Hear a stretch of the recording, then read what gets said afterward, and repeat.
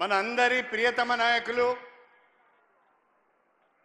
తెలంగాణ అభివృద్ధిని పరుగులు పెట్టిస్తున్న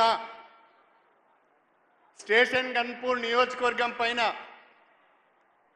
అత్యంత ఆదరాభిమానాలను చూపిస్తూ 800 కోట్ల పైచిలుకు నిధులకు అభివృద్ధి నిధులను మంజూరు ఇచ్చిన మన పైన ప్రేమతో ఈరోజు మన నియోజకవర్గానికి వచ్చిన గౌరవనీయులు శ్రీ రేవంత్ రెడ్డి గారికి స్వాగతం సుస్వాగతం.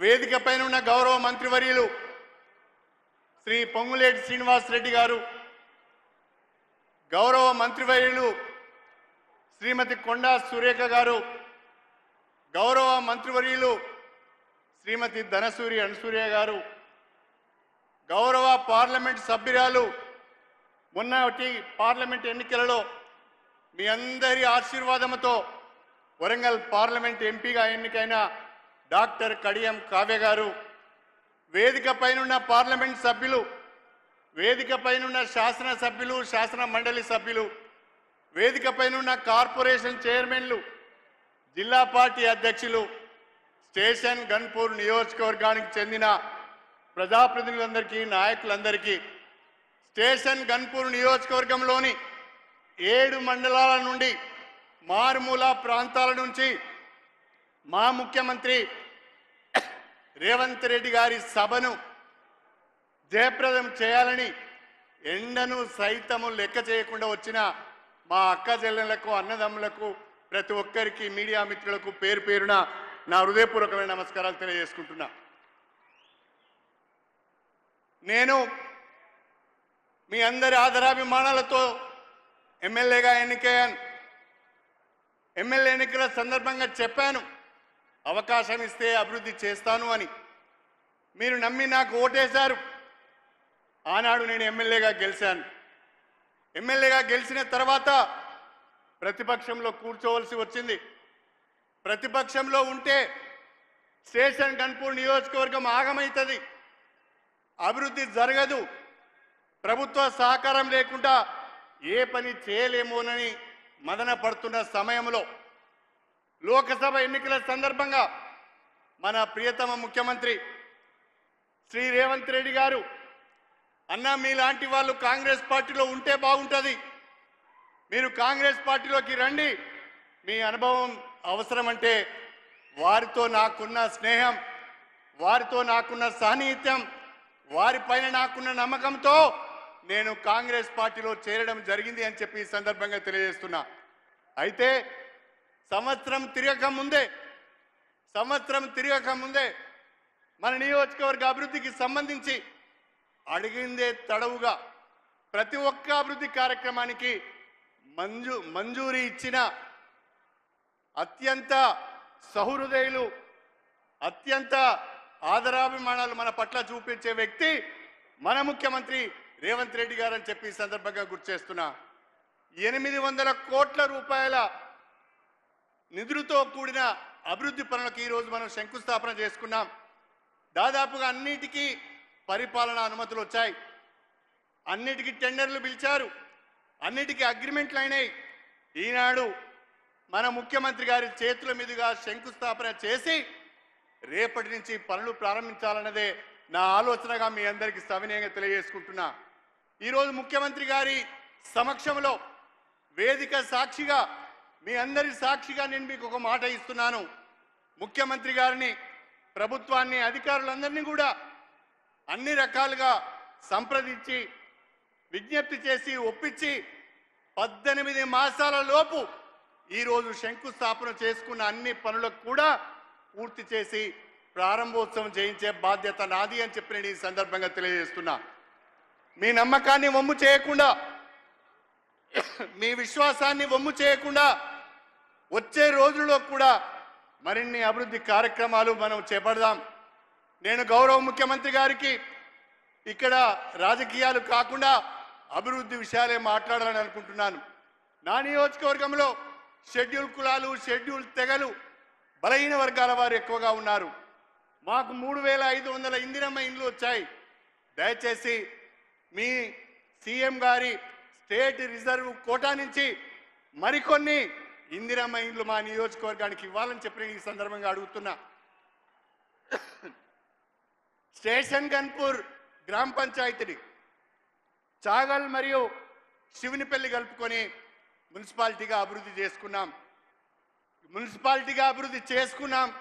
ఈరోజు ముఖ్యమంత్రి గారు లాంఛనంగా దాన్ని ప్రారంభించారు. కానీ ఈ 3 గ్రామాలు మున్సిపాలిటీగా ఏర్పడినాయి. దాదాపు 20,000 జనాభా ఉంది. ఇది నియోజకవర్గ కేంద్రం. ఈ మున్సిపాలిటీకి నిధులు కావాలి. స్పెషల్ డెవలప్మెంట్ ఫండ్ కింద కానీ మున్సిపల్ అడ్మినిస్ట్రేషన్ శాఖ ద్వారా కానీ మాకు నిధులు ఇవ్వాలని చెప్పి ముఖ్యమంత్రి గారిని కోరుతున్నా. అదేవిధంగా స్టేషన్ గన్పూర్ నియోజకవర్గంలో 15 సంవత్సరాలుగా ఏ రకమైన అభివృద్ధి జరగలేదు. 15 సంవత్సరాలుగా ఇక్కడ రాజకీయమంతా అవినీతి, అక్రమాలు, పదవులు అమ్ముకోవడం, పనులు అమ్ముకోవడం, పథకాలు అమ్ముకోవడం, తాగడం, తూలడమే తప్ప ఒరిగింది ఏమీ లేదు అని చెప్పి ఈ సందర్భంగా తెలియజేస్తున్నా. అందుకే నేను మీకు విజ్ఞప్తి చేస్తున్నా, చాలా గ్రామాలలో చాలా పనులు ఉన్నాయి. సీసీ రోడ్లు కావాలి, సైడ్ డ్రైన్స్ కావాలి, గ్రామాలకు రోడ్లు కావాలి, స్కూల్ బిల్డింగ్స్ సరిగా లేవు. దయచేసి మాకు మా నియోజకవర్గానికి స్పెషల్ డెవలప్మెంట్ ఫండ్ ద్వారా కొన్ని నిధులు ఇవ్వాలని చెప్పి కూడా నేను ఈ సందర్భంగా కోరుతున్నా. అదేవిధంగా స్టేషన్ గన్పూర్ నియోజకవర్గం, వర్ధనపేట, పాలకుర్తి, తుంగతుర్తి ఈ 4 నియోజకవర్గాలకు సంబంధించి దేవాదుల ఎత్తిపోతల పథకం ప్యాకేజ్ 6 ఫేజ్ 3 ద్వారా 80,000 ఎకరాలకు సాగునీరు అందించే అవకాశం ఉన్నది. కాకపోతే గత ప్రభుత్వం నిర్లక్ష్యం వలన ఆ కాంట్రాక్టర్ ఆ పనులను వదిలేసిపోయారు. దానికి సంబంధించిన రివైజ్డ్ ఎస్టిమేట్ ప్రభుత్వానికి సమర్పించడం జరిగింది. దయచేసి మీరు దాన్ని వెంటనే ఆ రివైజ్డ్ ఎస్టిమేట్ తెప్పించుకొని అది కనుక మంజూరిస్తే మా 4 నియోజకవర్గాలలో 80,000 ఎకరాలకు సాగునీరు అందించే అవకాశం ఉంటుంది అని చెప్పి కూడా నేను ఈ సందర్భంగా తెలియజేసుకుంటున్నా. నూతనంగా చిల్పూరు, వేలేరు మండలాలు ఏర్పడ్డాయి. ఆ మండలాల్లో మాకు ఎంపీడీఓ ఆఫీసు లేదు, ఎంఆర్ఓ ఆఫీసు లేదు, పోలీస్ స్టేషన్ భవనాలు లేవు. దయచేసి చిల్పూరులో, వేలేరు మండలాల్లో మండల కాంప్లెక్స్లు కూడా మంజూరు చేయాలని చెప్పి నేను ఈ సందర్భంగా మీకు ప్రత్యేకంగా విజ్ఞప్తి చేసుకుంటున్నాను. నాకు నమ్మకం ఉంది, నాకు విశ్వాసం ఉంది.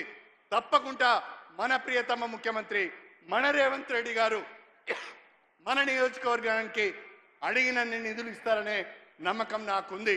నేను అడిగిన అభివృద్ధి పనులు అన్నీ కూడా ఈ నియోజకవర్గానికి అవసరమే అని మీరు భావించినట్లయితే ముఖ్యమంత్రి గారి దృష్టికి వెళ్లే విధంగా గట్టిగా చప్పట్లు కొట్టవలసిందిగా మీ అందరికీ నేను విజ్ఞప్తి చేస్తున్నాను.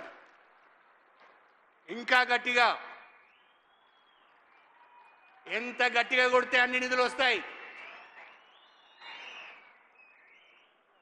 మరొక్కసారి మన ముఖ్యమంత్రి గారి మాట తీరు చూస్తున్నాం, మన ముఖ్యమంత్రి గారి పనితీరు చూస్తున్నాం. అతి పిన్న వయసులో అవకాశం వచ్చింది, ఏదో ఒకటి చేయాలనే తపనతో పనిచేస్తున్నారు. ఎన్ని అడ్డంకులు వచ్చినా, రాజకీయంగా ఎన్ని విమర్శలు ఎదురైనా, వ్యక్తిగతంగా దూషణలు పడుతూ కూడా తెలంగాణ అభివృద్ధి ధ్యేయంగా పనిచేస్తున్నారు. T20 ఆడుతున్నాడు, టెస్ట్ మ్యాచ్ పోయింది, వన్డే పోయింది. రేవంత్ రెడ్డి గారు T20 మ్యాచ్ ఆడుతున్నారని చెప్పి ఈ సందర్భంగా గుర్తు చేస్తున్నా. మీరు నిన్న చూసి ఉంటారు, శాసనసభలో, శాసన మండలిలో కబడ్డీ ఏ రకంగా ఆడిండో మీరందరూ చూసి ఉంటారు. మన గ్రామాల్లో ఆడే చెడుగుడు ఎట్లా ఉన్నదో మళ్ళీ మనకు పరిచయం చేసిండు మన రేవంత్ రెడ్డి గారు అని చెప్పి నేను ఈ సందర్భంగా తెలియజేసుకుంటున్నా. తెలంగాణ అభివృద్ధి ధ్యేయంగా, పేద ప్రజల సంక్షేమమే ధ్యేయంగా భారతదేశంలో గుజరాత్ మోడల్ కాదు, తెలంగాణ మోడల్ను ప్రవేశపెడతా. ప్రతి రాష్ట్రం కూడా తెలంగాణ మోడలే ఫాలో కావాలనే విధంగా ఒక ఆత్మధైర్యంతో, ఆత్మవిశ్వాసంతో, ఆత్మ నిబ్రంతో ముందుకు వెళ్తున్న మన ముఖ్యమంత్రి, మన నాయకులు రేవంత్ రెడ్డి గారికి మనందరం కూడా అండగా ఉండాలని చెప్పి ఈ సందర్భంగా మీ అందరినీ కూడా కోరుకుంటూ, పెద్ద సంఖ్యలో ఎండను సైతం లెక్క చేయకుండా తరలి వచ్చిన మా అక్క చెల్లెళ్లకు, అన్నదమ్ములకు మరొక్కసారి చేతులెత్తి నమస్కారం చేస్తూ మీ అందరి దగ్గర సెలవు తీసుకుంటున్నాను. జై హింద్. గౌరవ శాసనసభ్యులు జై తెలంగాణ. గౌరవ శాసనసభ్యులు కడియం శ్రీహరి గారికి ధన్యవాదాలు తెలియజేస్తూ లోక్సభ సభ్యులు డాక్టర్